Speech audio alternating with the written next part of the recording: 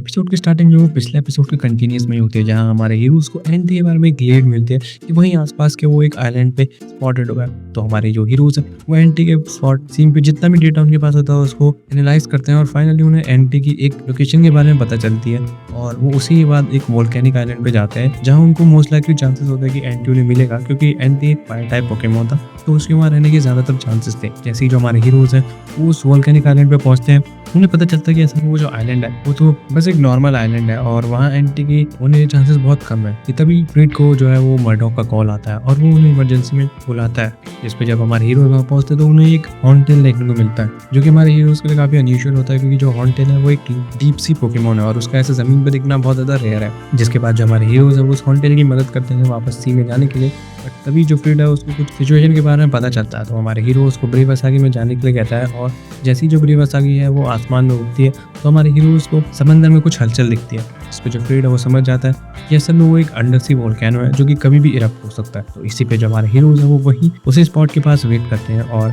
Wait करते करते रात हो जाती है। बट उसी रात अचानक से हमारे हीरोज को एक पोकेमॉन की गुर्राने की आवाज़ आती है, जिसमें सबकी नींद खुल जाती है और जैसे ही हमारे हीरोज हैं वो स्पॉट को देखते हैं तो उन्हें देखने को मिलता है कि असल में जो डीप सी वोल्केनो है वो ज़मीन पे आना स्टार्ट हो जाता है। इसके चलते वहाँ पे जो है वो काफ़ी ज़्यादा चेंजेस आते हैं। तो जो हमारे हीरोज हैं वो उसका क्लोजर लुक के लिए वहीं पास के एक आइलैंड पे लैंड करते हैं, जहाँ पे जैसे ही जो हमारे हीरोज हैं वो उस आइलैंड को देख ही रहे होते हैं कि तभी एक स्ट्रेंज लाइट उस आइलैंड पे अपीयर होती है और जैसे ही हमारे हीरोज पे थोड़ा गौर करते हैं उन्हें देखने को मिलता है द लेजेंडरी पोकेमॉन एंटी, जो कि उनके सामने था। तो जो हमारे हीरोज हैं वो एंटी के साथ बात करने की कोशिश करते हैं, बट एंटी पहले उन्हें बिल्कुल एक्नॉलेज नहीं करता और उनकी बात इग्नोर करता। तो हमारे हीरोज के पास कोई और ऑप्शन नहीं रहता बट एंटी से बैटल करने का, और इसी पे जो फ्रीड, लिको, डॉट और रॉय हैं वो मिलके जो एंटी है उससे बैटल करते हैं और वो अपनी पूरी जान लगा देते हैं उस बैटल में। बट उनकी कंबाइंड स्ट्रेंथ भी एंटी के बिल्कुल क्लोजर भी नहीं थी, क्योंकि उनके जितने भी अटैक थे उनसे एंटी कोई खरोच भी नहीं आती। बट जो हमारे हीरोज हैं वो फिर भी अपना पूरा जोर लगा देते हैं उस बैटल में और एट द एंड में हालांकि वो जीतते नहीं है बट एंटी जो है वो उन्हें एक्नॉलेज कर लेता है। और इसी के बाद जो लिको है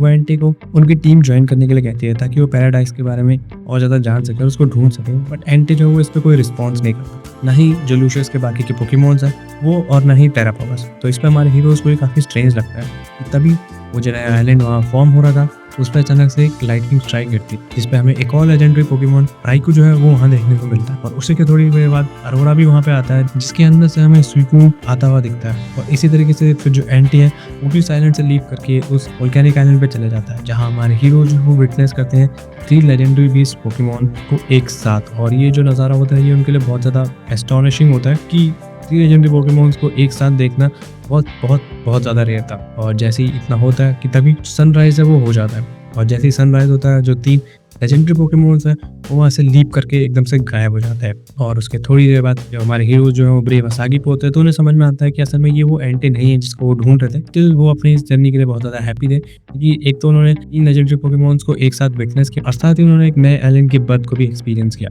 वहीं दूसरी तरफ हमें तभी एक मैथ्यू की अपीयरेंस देखने को मिलती है, जो कि वहीं एक्सीड कंपनी में होता है और वो पैराडाइज के बारे में डेटा मांग रहा होता है क्रेव से। बट जो क्रेव है वो उसको मेंशन करता है कि जो सारा डेटा है वो गिब्रियन के पास है और वह ऐसे ही वो डेटा उसको नहीं दे सकते क्योंकि उसको अब एक्सप्लोरर से निकाल दिया गया। तो मैथ्यू जो वो इसको एक्सेप्ट करता है और वहाँ से चले जाता है। नेक्स्ट सीन में हमें देखने को मिलता है कि जो हमारे हीरो हैं वहीं ब्रेवासागी में होने की तभी उन्हें डॉक्टर ब्रायर का कॉल आता है और डॉक्टर ब्रायर जो उन्हें बताती है कि एंटी के जैसे एक पोकेमॉन जो उस बुक में मेंशन है उसकी अपीयरेंस एरिया 0 में देखने को मिली है। और जो डॉक्टर ब्रायर है उन्होंने चैंपियन गीता से भी इसकी परमिशन ले लिया है उस एरिया को इन्वेस्टिगेट करने के लिए, तो वो हमारे हीरोज का वहाँ इंतजार करेगी। और इतना कहते के साथ ही जो हमारे हीरोज हैं उनके पास अब एंटी के बारे में एक बहुत बड़ी लीड होती है और वो निकल जाते हैं पैलेडिया रीजन की तरफ एंटी के बारे में इन्वेस्टिगेट करने की। तभी जो हमारा एपिसोड है वो यहीं पे खत्म हो जाता है।